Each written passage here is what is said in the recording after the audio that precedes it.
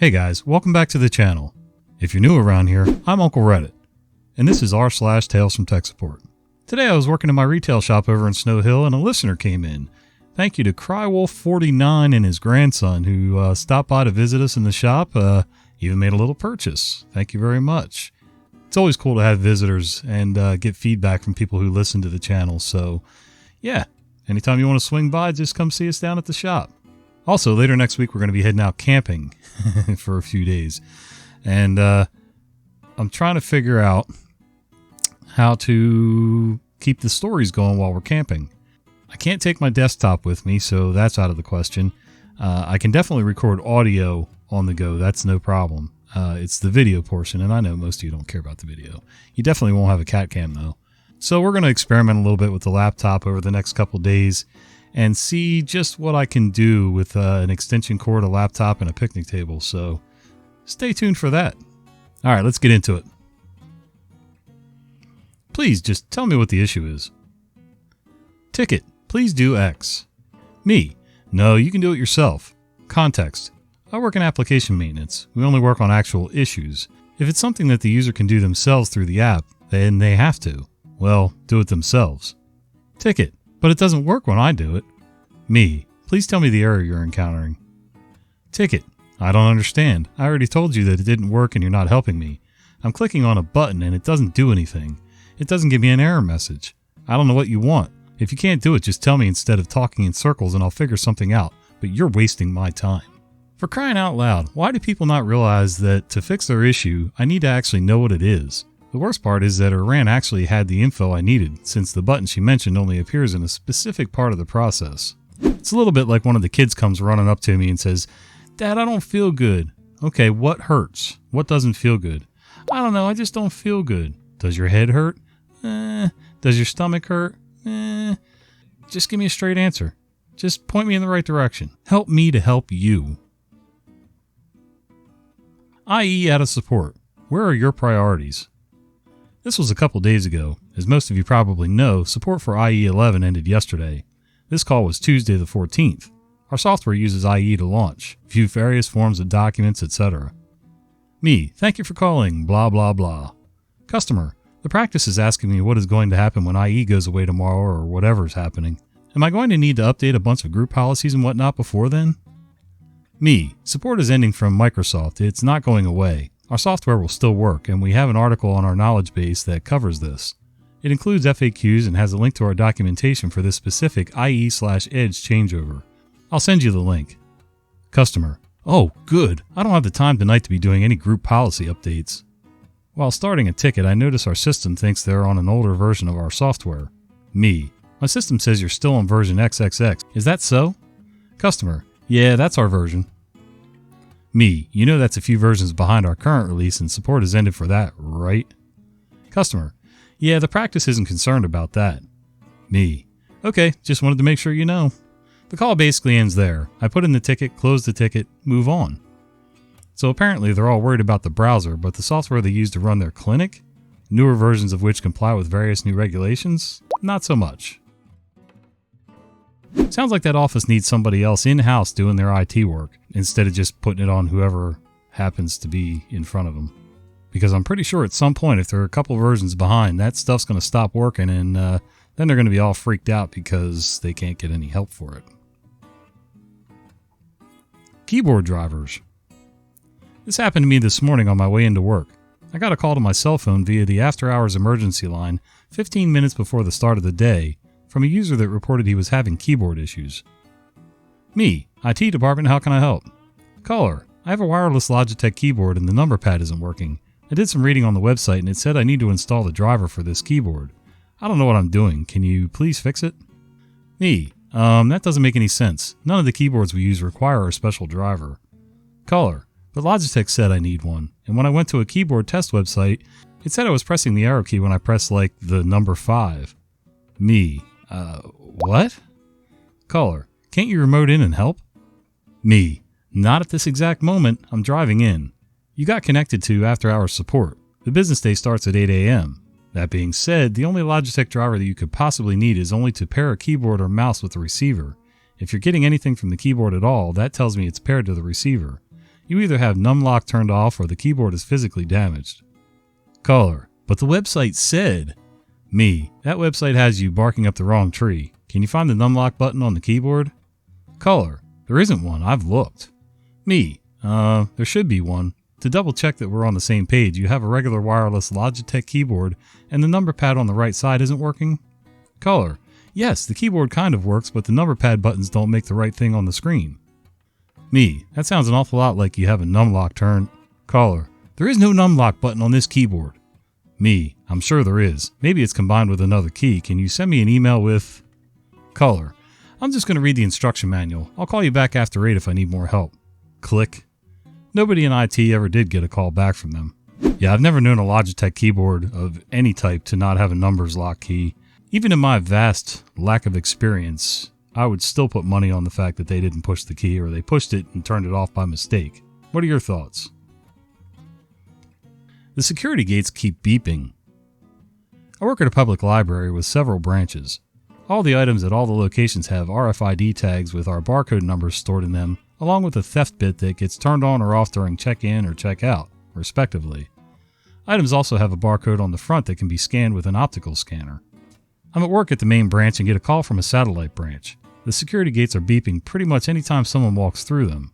First thing I ask is there any chance there's an item close to the gates that's setting them off? The answer was no. So I'm not super familiar with the gates and I'm not sure what I can do remotely. I dig through our files looking for any documents with troubleshooting suggestions. After maybe 10 minutes of that, I give up and drive out to the satellite location. I walk in through the security gates. There's a large fixture to one side that blocks people from just walking around them. On the inside face of that fixture are maybe a dozen books. There are generally things people have donated, so we just put them out for people to take, read, and bring back. If they keep them, no biggie because they were donations anyway. I'm immediately suspicious. I walk over and chat with the folks working there. I ask about the books on display near the gates, how long they've been there, when they get put out, that sort of thing. While I'm doing that, one of the workers goes over, gathers them all up, and waves them through the gates. Nothing. But I told them earlier to just unplug the power cord because it kept beeping. So I plugged it back in, and they tried scanning all the books again. Still nothing. So I played around with the PC that ran some software that interfaced with the gates and pulled up a log of everything that had set them off. There were maybe 20 entries for that day, and all but 2 were of a single barcode. And the software is smart enough to interface with the catalog and tell you the name of the item. This one just said, "Item not found." So finally I walk back over to the gates and look at the books. They all look like donated items except one.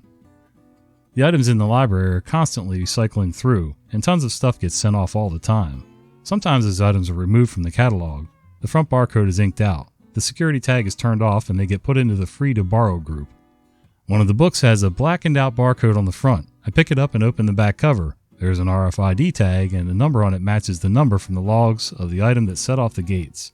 I swing it through the gates and sure enough it sets them off. So I peeled it off and that was it. What did I learn? As I've noted on other occasions, most people either leave out important information when they're telling us things or they just don't articulate enough. I can think of a half a dozen different situations I've tried to talk people through that I could have fixed remotely if I'd had them take a picture of what they were dealing with, because there'd been something in clear view that was completely obvious to me but not something they felt they needed to mention. When I asked, is there any chance there's an item close to the gates that's setting them off? I didn't think I needed to add even if it's something you don't think could have an RFID tag in it. But now I have more questions to add to my tech support toolbox. Yeah, I'm not sure OP could have asked any better questions on that, except now you know that particular situation, so in the future you can, but without being there, you asked an obvious enough question. What's close to the gate? Okay, people, cars, books, whatever. The smart bet would have been to have them check the books, but they didn't tell you the books were there, so oh well. My desk computer keeps taking over. We're in the process of upgrading everyone from desktops to laptops so we can do more remote work. I get a call from one of our end users. User: Anvari, for some reason the icons on my laptop keep disappearing. Me: okay, what's going on when they disappear? Are you trying to open a program? Is the computer turning off? Any idea? User: I'm not sure, but my desktop does have icons on it, and I can navigate to them, but my laptop doesn't have anything on it. Me, at this point, kind of thinking I might know what's up, but I can't really help him remotely, so I walk down to his office. The new laptops are set up with a dock. By default, we set the monitor to the main display because, why wouldn't you? This user honestly thought the monitor was a different computer when he plugged his laptop up to the dock. It took me 20 minutes of explaining to him for him to finally realize that the monitor was his laptop and everything he did on the monitor was available on his laptop once he took the laptop out of his office. Sometimes I wonder if we can go back to paper and pencil for some people. So the guy was plugging everything into the dock and he didn't realize the monitor was bringing up his laptop screen? Alright. Very strange. I guess I've heard worse things before, and at least he wasn't screaming about it. That's not a computer. My first IT role was as a help desk technician for a large agricultural company. It involved driving around to a lot of different sites to troubleshoot antiquated desktops and printers. It also involved helping a lot of farmer types who can barely even operate a computer. I once received a ticket from an office secretary, we'll call her Nancy, saying the following. My boss Joe said yesterday his computer won't turn on. He's not in the office today, he's semi-retired and only comes in once a week. Can you please come and look at this computer? I have a key to let you into his office. I drive to the site. Nancy lets me into Joe's office. I find a desk with a monitor and a mouse sitting on it. The mouse is plugged into the monitor via USB. The monitor has only one other cable connected, a power cable plugged into the surge protector below the desk. I look around the room to make sure I'm not missing anything, but that's it. That's his whole setup. I go back to Nancy's desk and ask, do you know if Joe takes his computer home with him? She gives me a confused look and says, no, that's his computer in there. Does he have the wrong one? It's at this moment that I realize I have to break the news to this nice woman that the surge protector isn't a computer. I go into full bedside manner mode, a skill I really had to work on for this role. Oh, I only see a surge protector in there. Is it possible Joe mistook that for his computer? It would seem his computer is missing from the room, which explains why the monitor isn't getting a signal. She looks shocked. You mean that's not a computer? But that's what his setups looked like for months. No wonder he's been complaining about it this whole time. After this incident, Joe continued to insist that the surge protector was his computer and that it had worked for him before. It wasn't until we had him come into the office and we provided a thorough explanation of what a typical computer setup should look like that he conceded and allowed his secretary to purchase him a new one. We never figured out what happened to his old computer. So old Joe got this somewhere, plugged it in, he swore it worked. There's no possible way that it could have, and he sat like that for months? And he doesn't know what happened to the old computer? I'm so confused, man. Somebody sold him a bill of goods or something. We need more security, except now when it impacts me.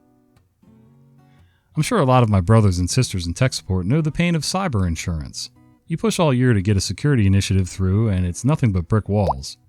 Then when your cyber insurance requires it, you gotta do it now. We just finished implementing some long overdue security controls, two-factor authentication, DMARC, etc. because the CFO really wants us to have these insurance policies.